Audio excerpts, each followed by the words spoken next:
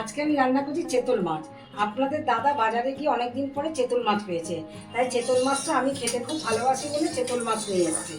চেতল মাছটা আমি রান্না করব, আপনাদের কাছে দেখাচ্ছি কিভাবে করব। খেয়ে কেমন করেছি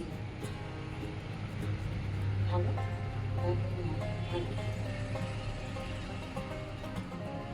ও রং দেখলে বোঝা যাচ্ছে ভালো হয়েছে। রং দেখলে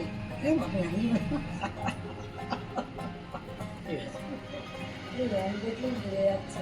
একটা আলু খাওয়া আজকে জানো,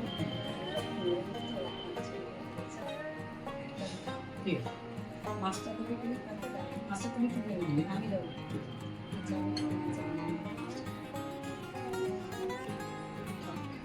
আলুটাকে ভেজে নিচ্ছি, তার মধ্যে দিচ্ছি একটু হলুদ গুঁড়ো, দিচ্ছি একটু চিনি অল্প করে। চিনিটা দিলে নুনটা, নুন, তেল, হলুদ একসাথে দিলে ভাজাটাকে যে কোনো জিনিসেরই ভাজাটাকে ভালো হয়। আমার আলুটা ভাজা হয়ে গেল, আমি আলু ভাজাটা তুলে নিচ্ছি আলাদা জায়গায়।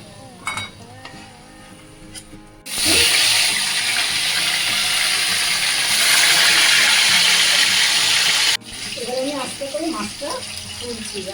এবার আর একটা পিস তুলে নিলাম। এবার আমি দিচ্ছি জিরে ফোড়ন, তারপরে দেবো গরম মশলা ফোড়ন, এলাচ আর দারচিনি। এরপরে দিচ্ছি আমি তেজপাতা ফোড়ন।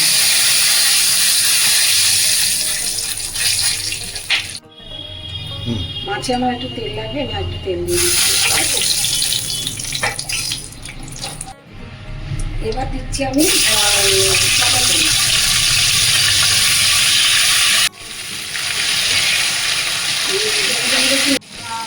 কাঁচা লঙ্কা দিলাম, আদা বাটা,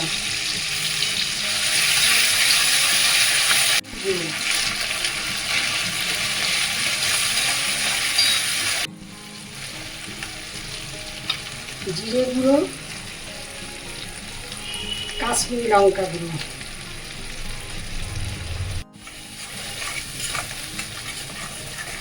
এর মধ্যে দিচ্ছি আমি নুন আর একটু মিষ্টি।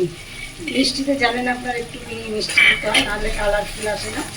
মশলার মধ্যে একটু জল দেবো, মশলা ধোয়া জলটাই আমি দেবো, নাহলে নিচ থেকে বেরিয়ে যাবে, ফুলে যাবে। ওই জন্য মশলা ধোয়া জলটা দিলাম। মশলা ধোয়া জলটা দিয়ে একটু ভালো করে কষতে হবে। তার সঙ্গে আমি আলুটা দিয়ে দেবো, আর আলুটা আমার এর সাথেই করবো। ভেবে দিয়েছি আলুটা আমার এর সাথেই করবো। এই মাছটা আমার মায়ের শেখানো, জানেন, মা রান্না করতো। আমার ছোটোবেলা রান্না থাকতাম, মা শেখাতো, দেখ কীভাবে রান্না করছে। এখন মা নেই অবশ্য, কিন্তু মায়ের কথা খুব মনে পড়ে। কত সুন্দর এসছে আপনারা দেখুন মাছের কালারটা। হ্যাঁ, আমি যদি কষেছি মশলাটা দিয়ে, তার কালারটা আপনারা দেখুন। এই কালার আর এই গন্ধটাই আপনাদের মজে যাবে মন।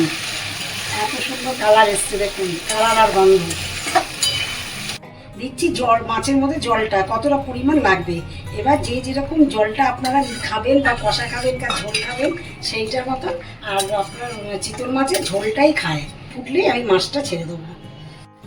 এবার জলটা, মাছের ঝোলটা আমার ফুটে গেছে।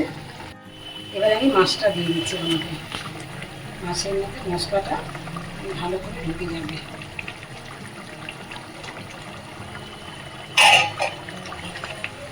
মাছটা ফুটছে, এটা আমি রাখবো হাতে, ধরুন আমি চাপা দিয়ে 5 মিনিটের মতো রাখবো। 5 মিনিটের পরে আমি একটু ঘি আর গরম মশলা দিয়ে আমি মাছটা দিয়ে দেবো। আচ্ছা দিদিভাইরা, আজকে আমি একটা আমার মাছের মধ্যে দিচ্ছি আমার একটা সিক্রেট মশলা, নিজের হাতে বানানো। এবার দিচ্ছি মাছের মধ্যে একটু ঘি, পরিমাণ মতো একটু ঘি দিয়ে দিচ্ছি, গরম মশলা। আমার রান্না শেষ। হ্যাঁ, এবার আমি মাছটা ঢাকা দিয়ে নামিয়ে ফেলবো। আজকে এখনকার মতন এই দিয়ে, পরে আমার ইচ্ছে আছে চিতল মাছের মুখটা করার। তা আপনারা যদি কেউ দেখতে চান, তাহলে আমাকে পরের রেসিপিতে আপনারা এটা কমেন্ট করে আমাকে জানাবেন।